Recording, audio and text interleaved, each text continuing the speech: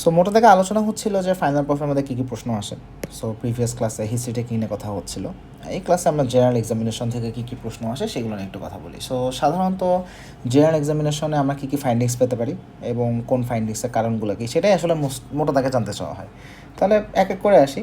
সবার আগে হ্যান্ড নিয়ে কথা বলি যে আমরা হ্যান্ড এক্সামিনেশনে কী কী দেখব। এখন হ্যান্ড এক্সামিনেশনের মধ্যে আসলে অনেক কিছু দেখা হয়। এখানে আমরা পেশেন্টের নেইল দেখি, পেশেন্টের ফিঙ্গার্স দেখি, দেখি এবং মোটা দাগে পেশেন্টের পামার সারফেস অফ দ্য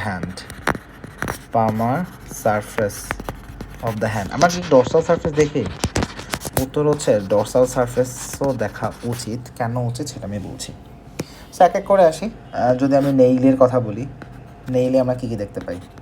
কোইলোনাইকিয়া। কী কী দেখতে পাই? লিউকোনাইকিয়া।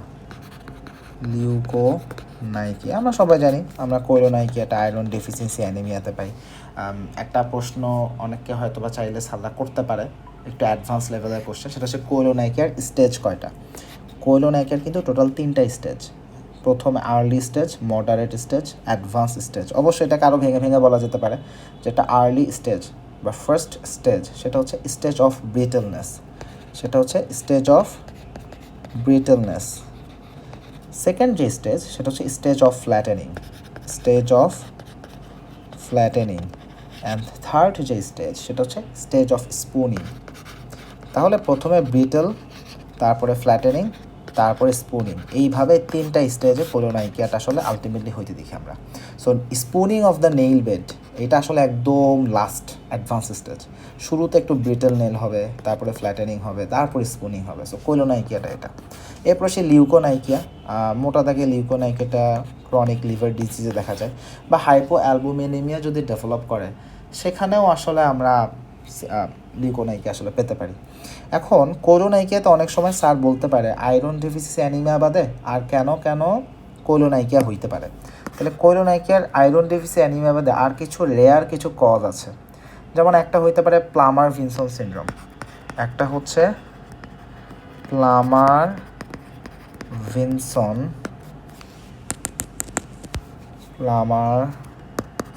Vinson syndrome. সো এইখানে কোইলোনাইকিয়া হইতে পারে। ট্রমা বলতে পারো, ট্রমা প্লাস মাইনাস কথাবার্তা এইটা বলতে পারো। প্লামার ভিনসনটাই স্যারটা শুনতে চাইবে। এবার সে লিউকোনাইকিয়া, তাই না? লিউকোনাইকিয়াটা তাহলে আমরা সিএলডি বা হাইপো অ্যালবুমিনেমিয়া সেখানে আমরা পাই। তাহলে নেইলে সবার আগে কোইলোনাইকিয়া, লিউকোনাইকিয়া এই দুইটাই বলবো।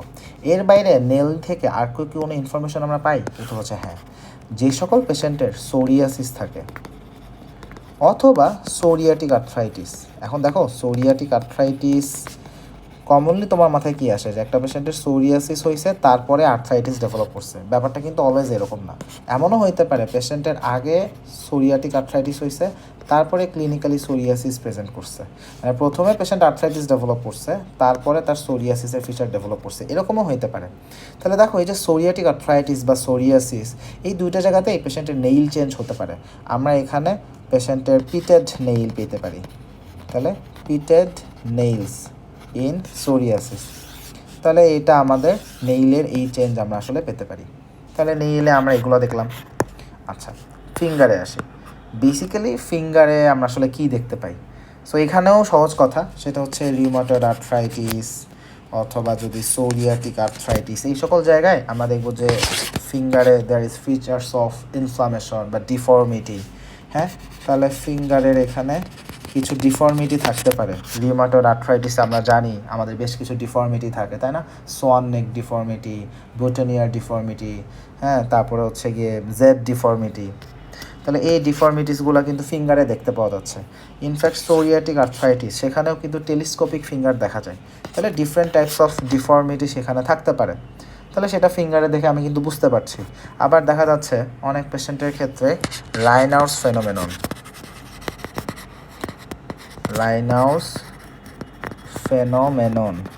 এটা কিন্তু ফিঙ্গারেই দেখতে পাই, তাই না? এটা ব্লুইশ ডিসকালারেশন, হ্যাঁ, distal part of the finger, সেটা আমরা দেখতে পারবো। সায়ানোসিস, পেরিফেরাল সায়ানোসিস, তাই না? এটা ফিঙ্গার টিপে দেখা যায়। তাহলে আমরা এইগুলো ফিঙ্গারে দেখতে পাচ্ছি। এরপর সে পামার সারফেস আমরা কি দেখি? পামার এরাইথেমা আছে কি না, তাই না? পামার এরাইথেমা আছে কি না? পামার এরাইথেমা অনেকগুলো কারণে হতে পারে, যেমন ক্রনিক লিভার ডিজিজ, সেখানে পামার এরাইথেমা হতে পারে। আপাতত এটা মাথায় রাখি। তাহলে পামার এরাইথেমা ক্রনিক লিভার ডিজিজ আমরা পেতে পারি। তারপরে দেখা যাচ্ছে যে পেশেন্টের ক্ষেত্রে পামে আমরা আর কী দেখি, এখানে কোনো ওয়াস্টিং আছে কি না, থিনার এমিনেন্স, হাইপোথিনার এমিনেন্স, এই জায়গাগুলোতে ওয়াস্টিং থাকতে পারে। সাধারণত নিউরোলজিক্যাল কন্ডিশনগুলোতে ওয়াস্টিং দেখা যায়, তাহলে ওয়াস্টিং হইতে পারে। অনেক পেশেন্টের দেখা যাচ্ছে ক্ল হ্যান্ড থাকতে পারে, হ্যাঁ, হয়তো বা তার একটা পালসি আছে, হ্যাঁ, ক্ল হ্যান্ড থাকতে পারে। অনেকের রিস্ট ড্রপ, হ্যাঁ, হাত দেখে বোঝা যাচ্ছে। তাহলে ক্ল হ্যান্ড, সহজ কথা, ওয়াস্টিং বা নিউরোলজিক্যাল প্রেজেন্টেশন, এগুলো আমি হয়তো বা পাম থেকে বুঝলাম। এর পাশাপাশি অ্যানিমিয়া, জন্ডিস, এগুলো তো পাম থেকে দেখে বোঝা যায়, তাই না? অ্যানিমিয়া, জন্ডিস, এগুলোও আমরা তো পাম থেকে দেখে বুঝতেছি, এগুলো তো ডেফিনেটলি আছে। তাহলে আমরা এগুলো দেখতেছি। ডরসাল সারফেস, ডরসাল সারফেস আমি কি দেখতে চাই? এইখানে অনেক সময় ওয়াস্টিং থাকলে ডরসাল গাটারিং হয়। কি হয়? ডরসাল গাটারিং, হ্যাঁ, সাধারণত নিউরোলজিক্যাল কোনো কন্ডিশন যেখানে মাসল ওয়াস্টিং হচ্ছে, সেখানে ডরসাল গাটারিংটা বোঝা যায়। তাহলে আমরা ডরসাল গাটারিংটা দেখতে চাই। তাহলে আমরা যখন হ্যান্ড দেখছি, এগুলো দেখছি। হ্যান্ডে আমরা আরও অনেক কিছু দেখি। যখন একটা পেশেন্টের আমরা হ্যান্ড দেখি, আমরা ফ্ল্যাপিং ট্রেমর আছে কিনা, ফ্ল্যাপিং ট্রেমর আছে কিনা সেটা দেখতে চাই। বা সহজ কথা, ফাইন ট্রেমর, যেমন ট্রেমরের জায়গায় একটা হচ্ছে ফাইন ট্রেমর। ফাইন ট্রেমর কোথায় হয়? যদি কোনো পেশেন্টের থাইরোটক্সিকোসিস, সেখানে ফাইন ট্রেমর হতে পারে। সাপোজ কোনো পেশেন্ট বেটা অ্যাগনিস্ট পায়, বেটা অ্যাগনিস্ট পায়, যেমন সালবিউটামল, সো আমরা তার হাত দেখলে দেখবো যে ফাইন ট্রেমর আছে। আবার ফ্ল্যাপিং ট্রেমর কোথায় পাওয়া যায়? Type 2 respiratory failure, type 2 respiratory failure, সেখানে আমি ফ্ল্যাপিং ট্রেমর পাবো। তারপর যদি কোনো পেশেন্টের হেপাটিক এনসেফালোপ্যাথি থাকে, হেপাটিক এনসেফালোপ্যাথি থাকে, সেখানেও আমি ফ্ল্যাপিং ট্রেমর পাবো। তাহলে হ্যান্ড থেকে কিন্তু আমি এত কিছু দেখছি। আবার হ্যান্ডের, আমি কিন্তু হ্যান্ডের জাস্ট একটু উপরেই কিন্তু আমি আসলে সেখানেই কিন্তু আসলে পালস দেখি। তাহলে we can check the pulse as well, হ্যাঁ, we can check the pulse. হ্যান্ডে আরও অনেক কিছু দেখা যায়। Dupuytren's contracture, Dupuytren's, so Dupuytren's contracture, হ্যাঁ, ডুপোইট্রান্স কন্ট্রাকচার, এগুলো পাম দেখলেই বোঝা যায়, তাই না? তাহলে ডুপোইট্রান্স কন্ট্রাকচার কিছু পেশেন্ট এখানে আসতে পারে। তাহলে হ্যান্ড থেকে আমরা আসলে এগুলো দেখবো। আচ্ছা, এখানে আরও কথা আছে, আমরা একটু মিস করে গেলাম। আমরা ক্লাবিং দেখি, রাইট? আমরা পেশেন্টের এখানে ক্লাবিং দেখি। সায়ানোসিস তো বলছি, সায়ানোসিস বলছি, ক্লাবিং দেখি, ক্লাবিংয়ের কথাটা বলা হয় না। তাহলে আমি এখানে ক্লাবিং দেখতেছি। Clubbing is very important. তাহলে ক্লাবিং যখন আমরা দেখি, ক্লাবিংয়ের রিজনগুলো জানতে চাওয়া হয়, যে আমি আসলে কী কী ফিচার ক্লাবিং থেকে দেখে বুঝবো। তাহলে ক্লাবিং কেন হয় তার কিছু কারণ আমাদেরকে মাথায় জানতে হবে। তাহলে রেসপিরেটরি কিছু কজ আছে, কার্ডিয়াক কিছু কজ আছে, পেশেন্টের অ্যাবডোমিনাল কিছু কজ আছে। তাহলে রেসপিরেটরি কজের মধ্যে সবার আগে কি বলতে পারি? তোমরা কার্সিনোমা লাংয়ের কথা বলতে পারো, ব্রঙ্কিয়েক্টাসিসের কথা বলতে পারো। ব্রঙ্কিয়েক্টাসিস একটা কন্ডিশন আছে, লাং অ্যাবসেস, সেইটার কথা বলতে পারো। তারপরে তোমরা ইডিওপ্যাথিক পালমোনারি ফাইব্রোসিস, আইপিএফের কথা বলতে পারো। অনেকে ডিপিএলডি বলতে চাও, আমি বলবো ডিপিএলডি বইলো না। ডিপিএলডি অনেকগুলো কারণের থেকে হতে পারে, সবগুলো কারণে তুমি ক্লাবিং পাবে না। ক্লাবিংটা আইপিএফ বা ইডিওপ্যাথিক পালমোনারি ফাইব্রোসিস, সেখানে হয়। তাহলে ডিপিএলডি না বলাই ভালো, আইপিএফ বললে বেটার হয়। তাহলে carcinoma lung, bronchiectasis, lung abscess, idiopathic pulmonary fibrosis, এগুলো আমাদের কমনেস্ট রিজন। এগুলো আমরা মানে প্র্যাকটিক্যালি আমরা আসলে মোস্টলি এগুলাই আসলে ফেস করে থাকি। তাহলে ক্লাবিং, এইটা গেল রেসপিরেটরি কিছু কজ বললাম। কার্ডিয়াক কিছু কজ বলি, টেট্রালজি অফ ফ্যালট, সেখানে ক্লাবিং পাইতে পারি। অথবা সায়ানোটিক হার্ট ডিজিজ, এভাবেও বলতে পারো, সায়ানোটিক হার্ট ডিজিজ, সেখানে আমরা ক্লাবিং পাচ্ছি। টেট্রালজি অফ ফ্যালটটা বলতে পারো। তারপরে ইনফেক্টিভ এন্ডোকার্ডাইটিস, ইনফেক্টিভ এন্ডোকার্ডাইটিস, তাহলে সেখানেও আমরা আসলে ক্লাবিং পাচ্ছি। তাহলে ক্লাবিংয়ের এটা আরেকটা কারণ। এর পাশাপাশি অ্যাবডোমিনাল কজ যদি আসে, তাহলে আমরা ইনফ্লামেটরি বাওয়েল ডিজিজের কথা বলতে পারি। ইনফ্লামেটরি বাওয়েল ডিজিজে ক্লাবিং থাকতে পারে, বাস এইটা বলতে পারি। এক নম্বরে আইবিডি আমরা বলবো, ঠিক আছে? আচ্ছা, এর পাশাপাশি কিছু লিভার সিরোসিসও হইতে পারে। এখন দেখো লিভার সিরোসিসের যে হয় এখানে পার্টিকুলারলি একটা কন্ডিশনের নাম বলে দিলে ভালো হয়, সেটা হচ্ছে primary biliary cirrhosis. Primary biliary cirrhosis এটা একটা কন্ডিশন আছে। এইখানে আসলে ক্লাবিংটা একটা ওয়েল নোন কজ, এটাকে বললেই আসলে ভালো হয়। সিলিয়াক ডিজিজ, সিলিয়াক ডিজিজ সেখানেও আমরা ক্লাবিং পাইতে পারি, বা কিছু গ্যাস্ট্রোইন্টেস্টিনাল ক্যান্সার সেখানেও ক্লাবিং হইতে পারে। হ্যাঁ, সেটা হেপাটোসেলুলার কার্সিনোমা, কার্সিনোমা স্টোমাক, হ্যাঁ এই জায়গাতেও ক্লাবিং থাকতে পারে, বাট এগুলো খুব কমন বেসিসে পাই, ব্যাপারটা এরকম না। তারপরে দেখা যাচ্ছে হুইপলস ডিজিজ, হ্যাঁ এগুলো খুব রেয়ার কজ।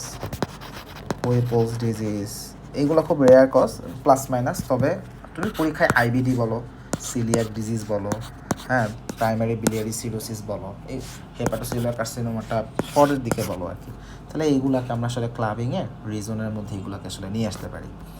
ঠিক আছে, আচ্ছা তাহলে ক্লাবিংয়ের কিছু কথা হয়ে গেল। তাহলে আমাদের নেইলে কী পাচ্ছি, এইগুলা হ্যান্ডে কী পাচ্ছি, এগুলো অনেক কথা চলে আসলো।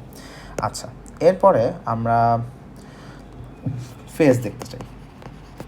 ফেস থেকে আমি কী কী ইনফরমেশন পেতে পারি? প্রথম কথা, একটা ফেস বাইরে থেকে দেখেই কুশিং গয়েড অ্যাপিয়ারেন্স বোঝা যায়, তাই না? Cushingoid face. তারপরে দেখা যাচ্ছে তাহলে কুশিং গয়েড ফেস কি? মুন ফেস, তাই না? হার্সুটিজম থাকে, হার্সুটিজম থাকে।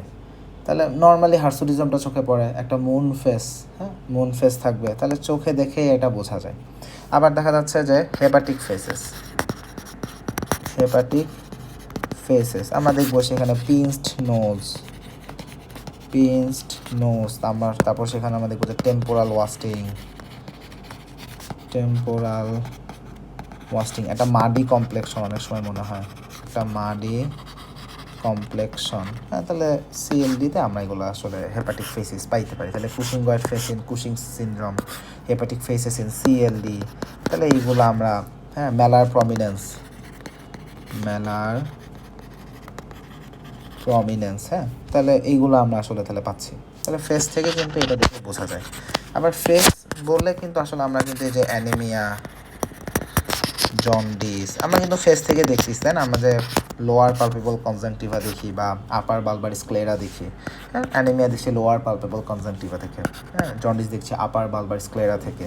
হ্যাঁ সেখানে পেশেন্টের টাং আমরা দেখতে চাই, হ্যাঁ টাং থেকে দেখেও কিন্তু সে অ্যানিমিয়া জন্ডিস বোঝা যায়, তাই না? টাঙে এখানে আমরা স্মুথ প্যাপিলা যদি দেখি যে প্যাপিলাটি স্মুথ হয়ে গেছে, হ্যাঁ স্মুথ টাং সাধারণত আয়রন ডেফিসিয়েন্সি অ্যানিমিয়াতে হয়। হ্যাঁ জন্ডিস হলে আমরা দেখব যে, হ্যাঁ যে পেশেন্টের ventral surface of the tongue সেখানে জন্ডিসটা বোঝা যায়, খুব ভালো বোঝা যায়।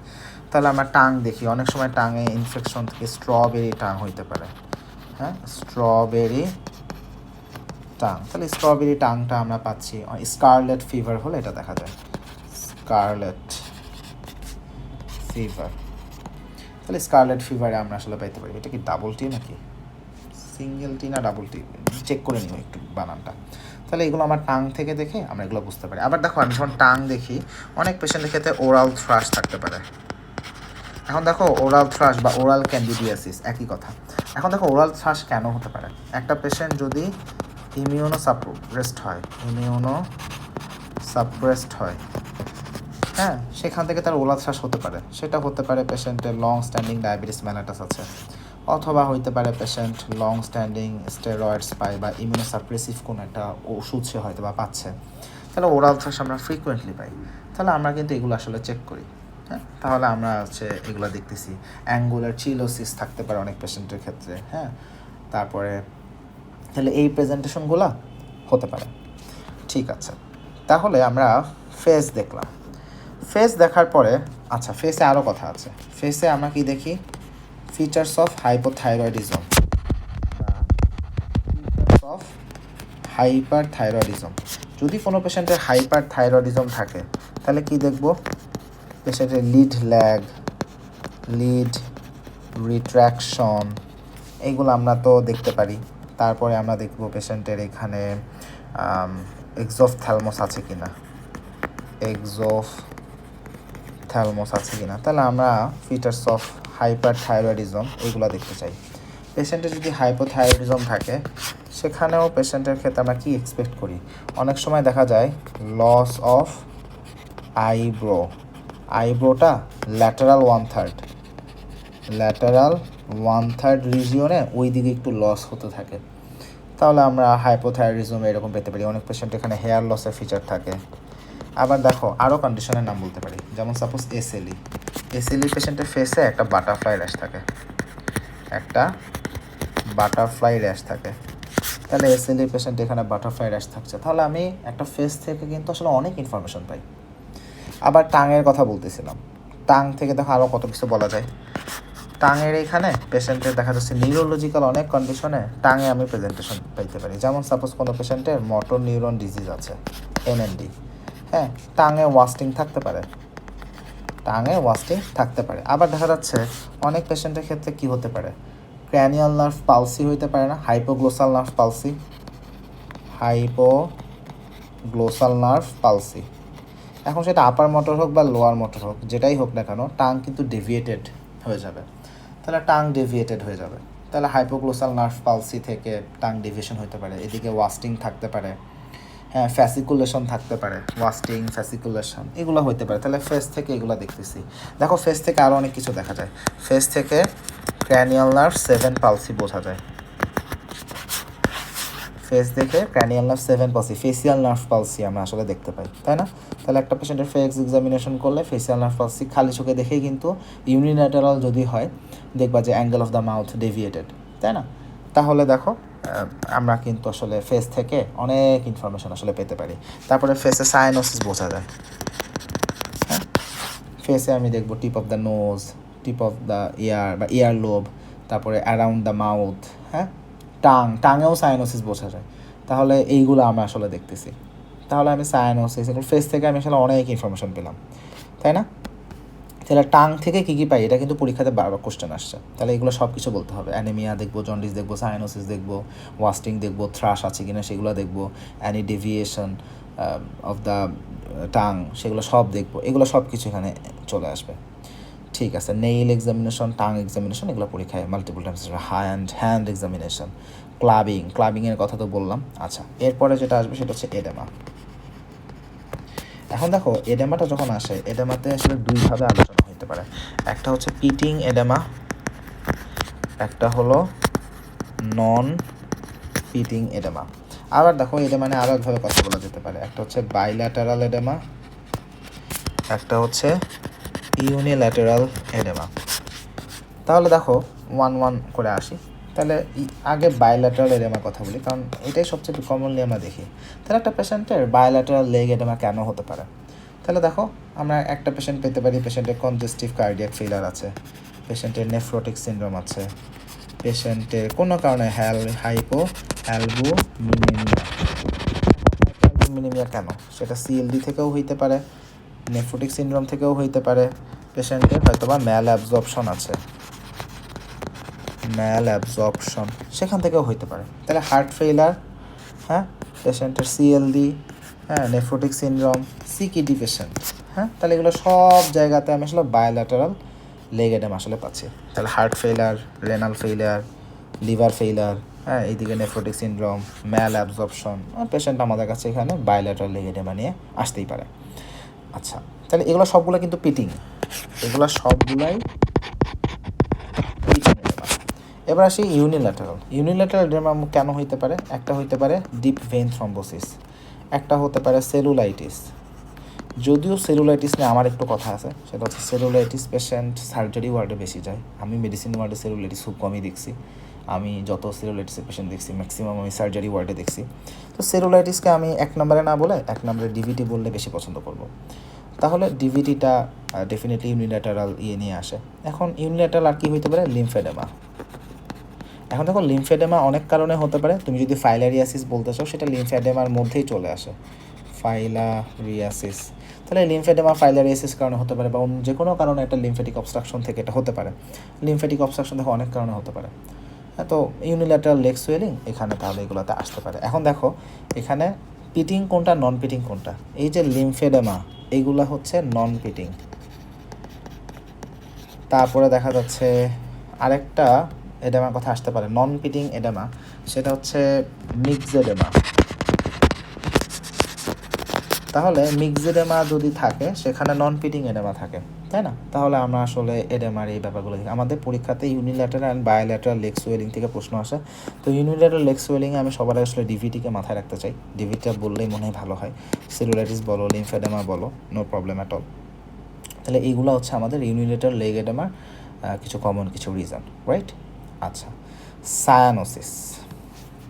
সায়ানোসিস আমরা অনেকভাবেই তো আসলে দেখি। আমি ফিঙ্গার টিপস দেখি, ফেস দেখি, টাং দেখি, লিপস দেখি, তাই না?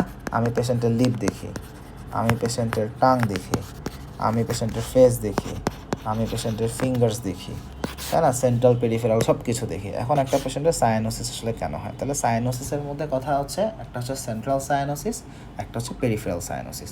খুব সহজভাবে মনে রাখার জন্য আমি একটা কথা বলতে পারি, সেটা হচ্ছে সাধারণত কার্ডিয়াক কজ থেকে যে সায়ানোসিস হয়, মোটা দাগে আমরা আসলে সেন্ট্রাল সায়ানোসিসই দেখি। আবার পেরিফেরাল সায়ানোসিসের অনেক রকম কারণ আছে। তাহলে আমরা যখন পরীক্ষায় বলবো, আমরা সায়ানোসিস সেন্ট্রাল এবং পেরিফেরাল এভাবে ভাগ করে বলবো। আচ্ছা, তাহলে এক এক করে আসি। আমাদের সেন্ট্রাল সায়ানোসিস কেন হয়? সেন্ট্রাল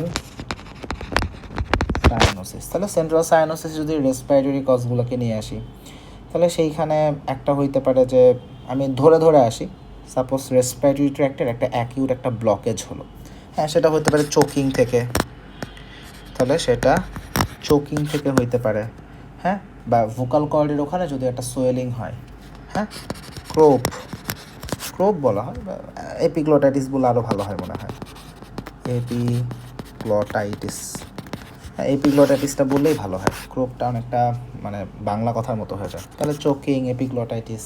তবে এইগুলো আসলে মেডিসিন আগে শুনতে চায় না। মেডিসিন আগে শুনতে চাই কোনটা? মেডিসিনে তুমি আগে বলবা সিওপিডি, হ্যাঁ, পেশেন্টের টাইপ 2 রেসপিরেটরি ফেইলিয়ার থাকতে পারে, তখন হচ্ছে পেশেন্ট আমাদের কাছে সায়ানোসিস নিয়ে আসে। তাহলে সিওপিডি তো হতে পারে, টাইপ 2 রেসপিরেটরি ফেইলার, তাহলে সেইখানে পেশেন্ট আমাদের কাছে সায়ানোসিস নিয়ে আসতে পারে। সিভিয়ার অ্যাজমা অ্যাটাক, তাহলে সিভিয়ার অ্যাজমা অ্যাটাক, সেখানে আমরা সেন্ট্রাল সায়ানোসিস পেতে পারি। নিউমোনিয়া, সামটাইমস নিউমোনিয়া পেশেন্টে সায়ানোসিস থাকতে পারে, বাচ্চাদের ক্ষেত্রে এটা খুব ভালো বোঝা যায়। আচ্ছা, এরপর আরেকটা কি? Pulmonary embolism. সো পালমোনারি এম্বোলিজমেও পেশেন্ট সায়ানোসিস নিয়ে আমাদের কাছে আসতে পারে। তাহলে মোটা দাগে এগুলা আমরা পেতে পারি। সামটাইমস পালমোনারি হাইপারটেনশনের পেশেন্টেও সায়ানোসিস থাকতে পারে, যদি খুব সিভিয়ার কন্ডিশন হয়ে থাকে, তাহলে এখানে সায়ানোসিস থাকতে পারে। নিওনেটাল কিছু কজ যদি আসে, রেসপিরেটরি ডিস্ট্রেস সিনড্রোম, হ্যাঁ, নিওনেটাল রেসপিরেটরি ডিস্ট্রেস সিনড্রোম বা মেকোনিয়াম অ্যাসপিরেশন, সেখানেও আমরা সায়ানোসিস পেতে পারি।